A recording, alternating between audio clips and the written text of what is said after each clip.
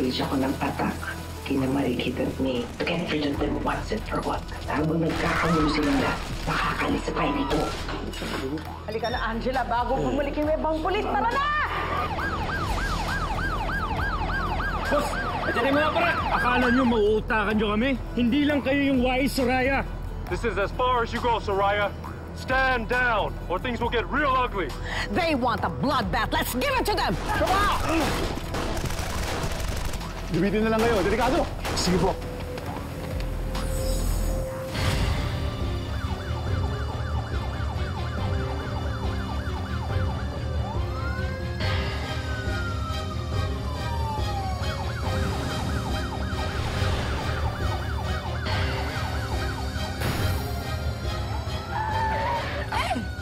Ay, ano ba yun? Baba na, baba. Ano ba nangyari? Ano yun? Ha? Anong nangyari? Nasabugan po tayo ng gulong, ma'am. Ha? Ano naman yan? Ayan!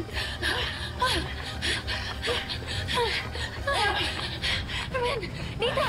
Tita, where are we going ba? Kahit saan, ayoko na bumalik na kulungan! Tita! Ka dyan! Tulungan mo nga siya! It hurts! Oh my God! This is not how things were supposed to happen! Tita! Tita! I'm sorry, Angela! I'm Tita, sorry! you promised not to protect me! Tita, where are you going? Tita!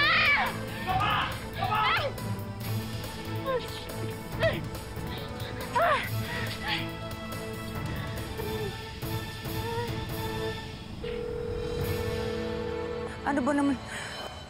Hindi nila sinasagot ang tawag ko. Baka kung napaano na sila. Hindi nila sinasagot ang tawag ko. Kung lakarin na lang natin. Sige, mauna na kayo! Kami nang bahala rito!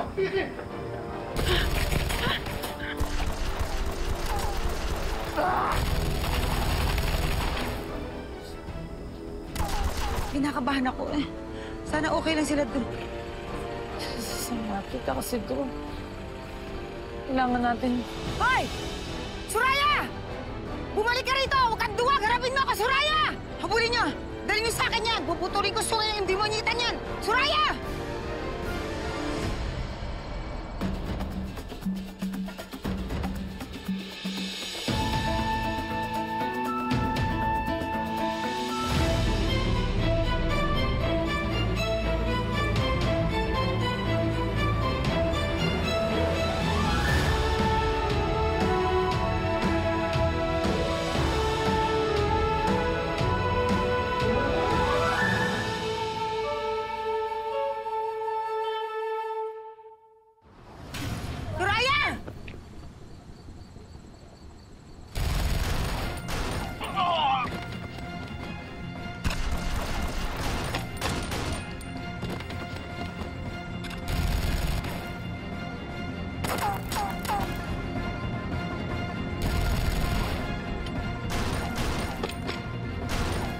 Habulin niya!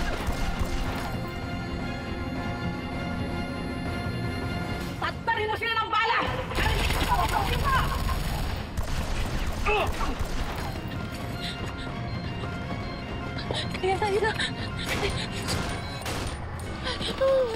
Alam nyo, gusto ko sana kayong pahirapan at i-torture pero I don't have that luxury right now. So, sino? Kaninong ulong-ulong pasasabugin, ha? Ano, May? Unahin na kita. Because as they say, save Marikit, the best for last! O ano? Matapang ka lang kapag nandiyan ang mga guns mo at may baril ka. Ilabas mo ang angas mo ngayon! Ano?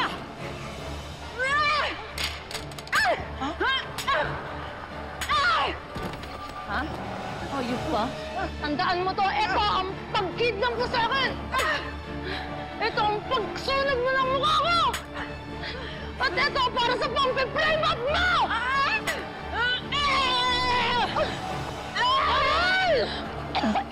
Ito, shut up! Papatayin kita! Ay ka!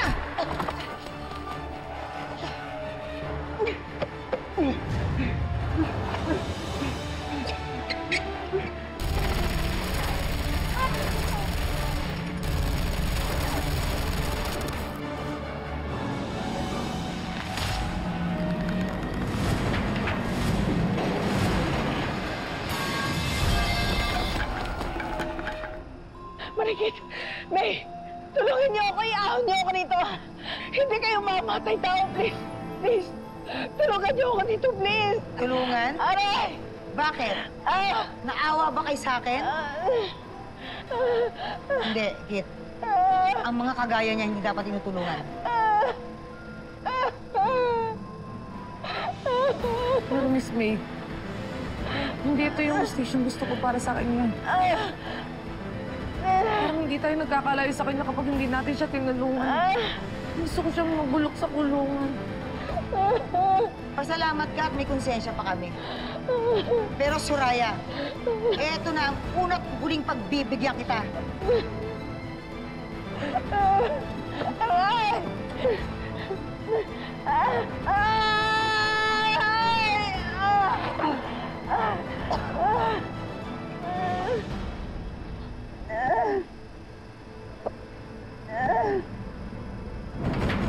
Sige, takbo! Dok, hindi naman po porke kaaway namin si Soraya. Masaya na po kami sa nangyari sa kanya. Kamusta na po ba siya? Well, successful naman ang naging surgery ni Mrs. Sharma. Pero dahil nga sa severity ng traumatic brain injury na nasustain niya, mukhang malabo na siyang makarecover completely at makabalik sa dati. We are still monitoring her condition. I-update na lang namin kayo if there are new developments. Excuse me po. Salamat po. Kit, ligtas na tayo. Tapos na yung paghihirap natin. Pero Miss May, kung ako lang naman po masusunod, gusto ko po talagang makulong si Soraya. Kasi gusto ko pong pagbayaran niya lahat ng mga kasalanang ginawa niya sa atin. Parang yun naman yung pinaglalaban natin dito. Ikit, hindi kasi natin kontrolado yung mga sitwasyon. Basta isipin na lang natin, hindi na magiging threat sa buhay natin si Soraya. Wala na siyang ibang mabibiktima. Pero ang tanong doon, tapos na ba talaga? Yun din yung akala ko. Nung namatay si Tita Rica, akala ko tapos na lahat ng pang-aapi sa akin. Akala ko makakapagbagong buhay na ako. Pero hindi. Umpisa pa lang pala yun ng mas madaming pagpapahirap sa akin. Ayoko nang maulit lahat yun. Napapagod na ako. Kapag nawala si Soraya at si Angela, may panibagong kontrabida na naman mapapasok sa buhay ko. Hindi ko alam gagawin ko. Kit, whatever happens, we'll be here for you. All of us. We'll be here to protect you. I promise you'll never have to go through that again. Everything will be okay now.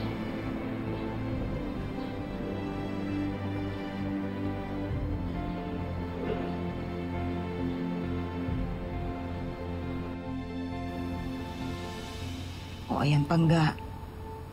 Finally, nabigyan na rin ng justice ang pagkamatay mo. Huwag ka na mag-alala dyan, ha? Huwag mo na kami isipin ng mga anak mo. It's time for you to rest in peace na talaga. Ha? Miss May, dito na po si Ray. O, Ray. Upo ka. Anong balita? Madam, napunta na po ako ng NSO para tingnan yung records. Pero wala po ako nakita kahit anong birth certificate ni Emily Karingal. Kung patay na si Emily Karingal, either na nawawala talaga yung records o hindi siya pina-register ng tatay niya.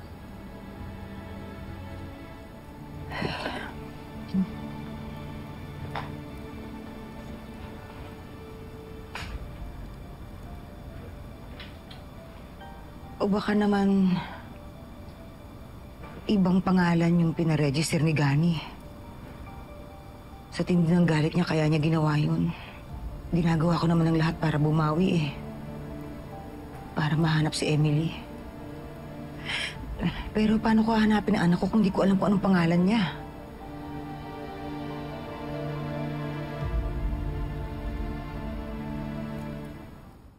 Hi vlog! Welcome to my guys. Ako nga pala si Binibini Marikit, your online tour guide at your service. Pasensya na kayo kung medyo matagal ako bago nakabalik.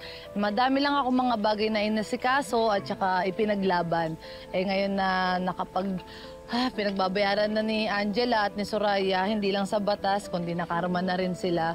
Ngayon makakapag-focus na ako sa paghahanap sa nanay ko.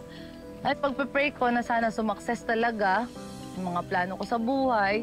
Pero kung sana, meron kayong may aambag na impormasyon para mahanap ko kagad yung nanay ko, please comment down below. Muli, ako nga pala ang your Binibini Marikit, your online tour guide at your service. Bye-bye!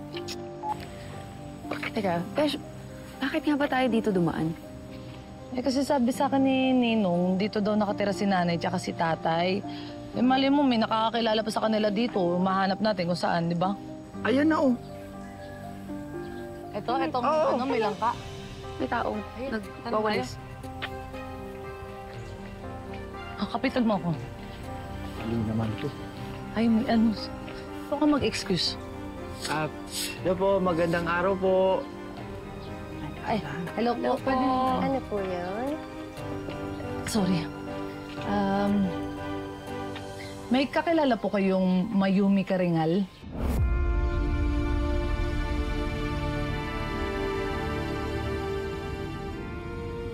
Ganun ba talaga kalaki ang kasalanan ko? Na pati pangalan ng anak ko ipagkakait sa akin ng kapalaran? Nanay ko po siya. Dito po kasi siya nakatira dati, tsaka yung tatay ko nung bata pa ho ako. Baka po naabutan niyo siya o baka kakilala niyo po. Ay naku, 1 taon pa lang kasi kami ng tiyahin ko dito kaya di ko na sila naabutan. Pero alam mo, may babae akong napapansin na laging pumupunta dito eh. Lagi siyang tumitingin dito sa bahay namin. Kaya lang, ko siya nakakausap kasi nagkakataon na busy ako dito sa mga gawaing bahay kapag nakikita ko siya. Hindi kaya yun yung nanay ko. Tapos, hinahanap niya rin ako. Dani, kung nasan ka man, sana patawarin mo na ako. At sana tulungan mo akong mahanap ang anak natin. Dahil matagal ko nang pinagsisisiyang iniwan ko siya.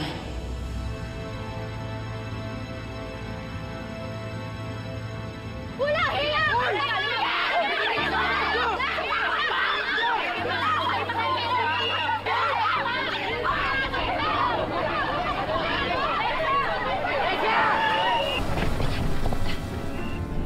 Ano ba yun? Ate, kung sakali po bumalik yung babaeng pumupunta po dito, pwede yung pabigay po yan. Sige miss, akong bahala. Number ko po yan, ate, ha? Sige, sige. Salamat po, Sige. Sige po. Ingat you.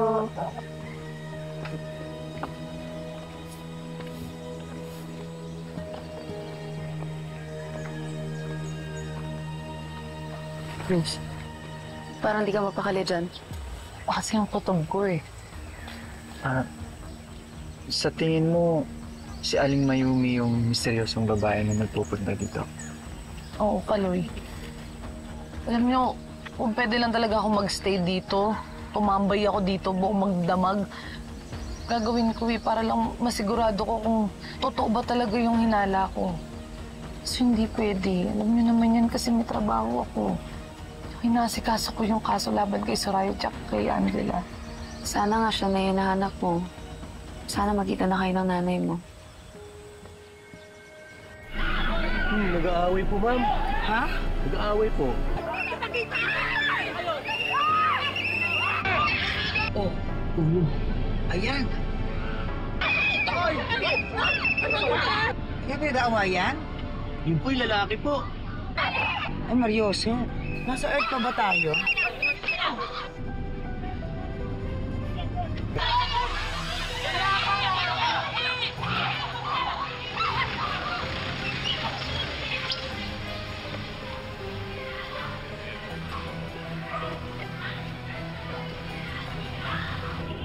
Muna tayong dumiretso sa resort dun sa lumang bahay namin sa dating gawi. Okay. Apo, Dad. Lord, ngayong tapos na po ang problema ko kina Soraya. Pwede po bang may isa pa akong hilingin sa inyo? Ang totoo po, nahihiya akong hilingin sa inyo to. Kasi kung tutuusin, ako po talaga may kasalanan. Ako po ang nang iwan sa anak ko. Pero sobra ko pong pinagsisihan ng ginawa ko. Gabi-gabi po, hindi ako makatulog sa kakaisip kung nasaan ang anak ko. Kung ligtas ba siya o buhay pa siya. Kaya Lord, huling-hiling ko na po ito sa inyo. Kung sa tingin po ninyo, karapat-dapat ko pa pong makita ang anak ko, sana po mahanap ko na siya. Kasi hindi ko na po alam kung magiging masaya pa ba ako kung tuluyan ko nang hindi ko siya makikita.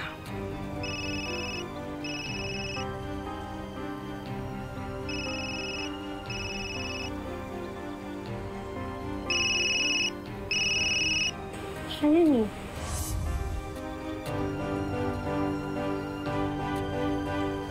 Yung babaeng palagi nagpupunta dito. Asan na ba yun? Wala, anak. Yun yung babae kanina. Sige anak, papunta na ako dyan.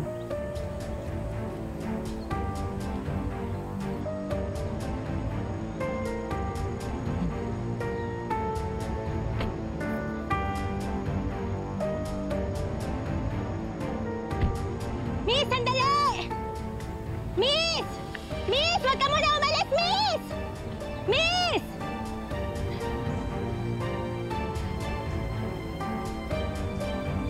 Sayang, hindi ko nabigay itong contact number ng babae kanina.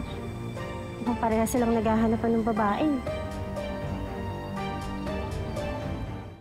We have reviewed the patient's lab results and everything points to a trauma-induced catatonia.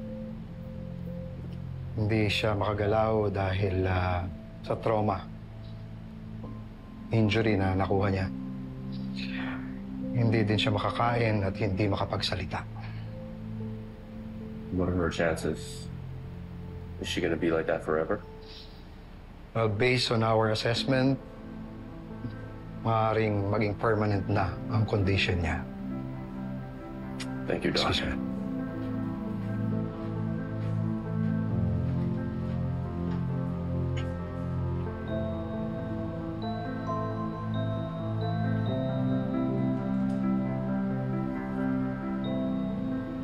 Ano, Soraya? Ano pakiramdam ng helpless? Yung walang kalaban-laban? Di ba yan ang gusto mo sa pamilya ko? Dininig ka ng Diyos. Kaya dinoble ang karma mo.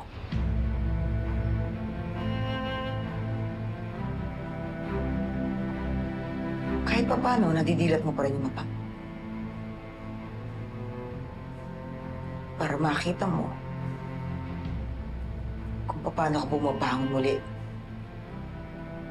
At kung paano kang malulugmok. Sana maisip mo lahat ng kasama na ginawa mo sa amin. Yung mga buhay na kinuha mo. At sana maging doble o triple pang paghihirap na maranasan mo. Dahil kahit pa ulit-ulit ka mamamatay,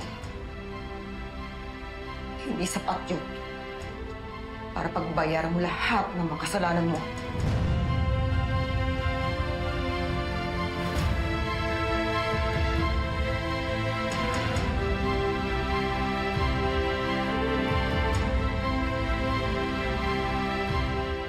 Ma'am, sir, ito na po yung order nyo. Pag may kailangan po ulit kayo, tawag na lang po kayo sa akin. Salamat.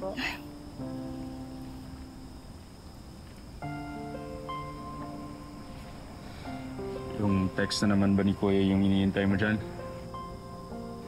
Hindi Ang inaantay ko mag-message, yung babaeng nakausap ko dun sa lumang bahay.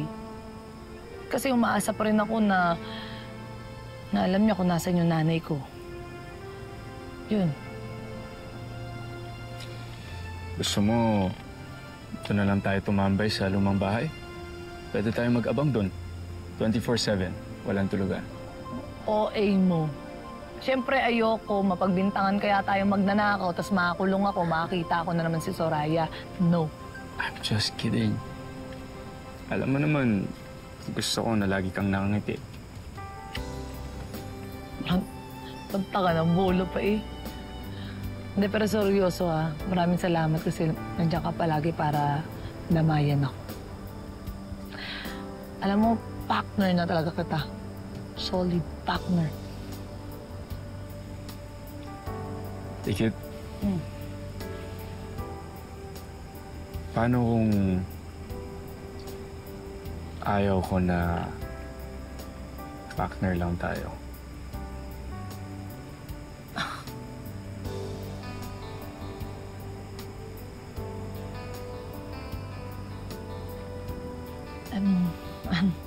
Anong ibig mong sabihin to? Well, since wala nang threat sa buhay mo, at ngayong nakuha niyo na ng tatay mo yung hustisya na pinaglalaban niyo, I think it's time.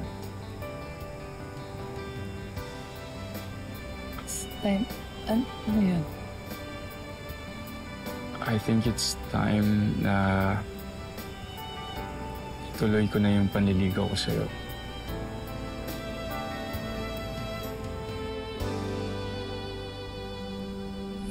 Ayoko mag-assume, pero malay mo totoo yung hinala ni Kaloy dati na si Miss May, yung hinahanap kong nanay. Kailan ba yung reunion na yan? O sige, pupunta lahat yung mga kabatch natin? O sige, pupunta kami ng mga anak ko. May kadimoy tayong balikbayan. Nakasama raw nila sa Filipino community. Si Mayumi, nanay mo, na nag-confirm daw sa reunion. Reunion? Mamaya, may reunion daw. At pupunta nanay mo si Mayumi. Sa wakas, magkikita na kayo.